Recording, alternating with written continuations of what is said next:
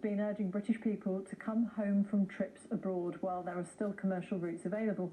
Many international airlines are suspending flights and many airports are closing. Graham Abbott arrived into Heathrow after a 2-week holiday in Sri Lanka, and he joins us now from his home in East London. What was that holiday like, Graham? Because all sorts of restrictions were being brought in Sri Lanka while you were there. Yeah, you're right. It was kind of like, I don't know, leaving home and thinking you've left the oven on sort of thing, but we didn't realise quite the extent of what was happening sort of at home and abroad.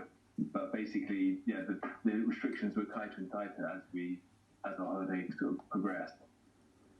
How well looked after were you, though? How much information were you given?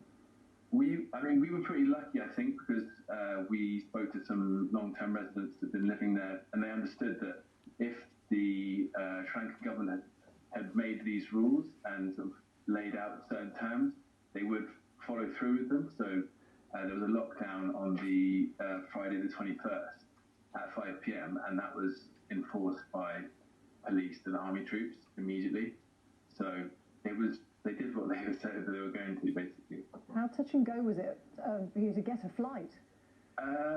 It was fine. We stuck to our original schedule.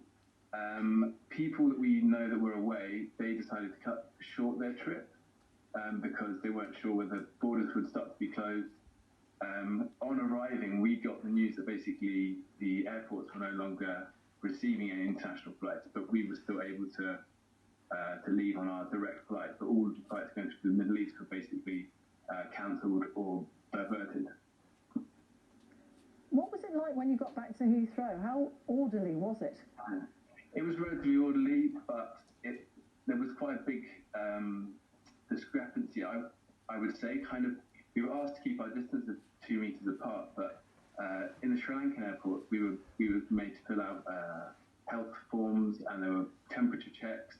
Everyone was gloved and face masks, whereas Heathrow, it was just people saying, please keep a good distance apart. But for example, the border patrol officer just handed me back my passport with a non-gloved hand, no face protection for himself or for me. I had a face mask on, but it was quite a stark difference. Which seemed to give you more reassurance? The Sri Lankan way.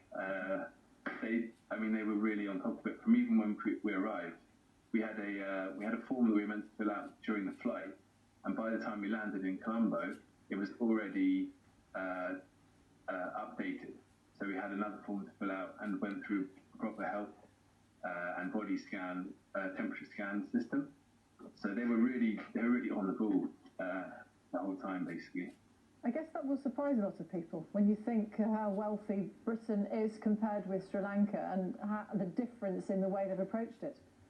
Yeah, a little bit. We felt we were quite lucky to go away on holiday, but we'd heard sort of basically that our government was going to really be as decisive and have a meeting once a week about a very serious issue. So we were quite lucky to get away in our minds. If the Sri Lankan government had any say in it, we would have been on lockdown and not left the country. So it's a funny sort of dichotomy there. I'm glad you managed to have a holiday. You'll certainly remember it. Graham Abbott, thank you for talking to us. Thank you very much. Thank you.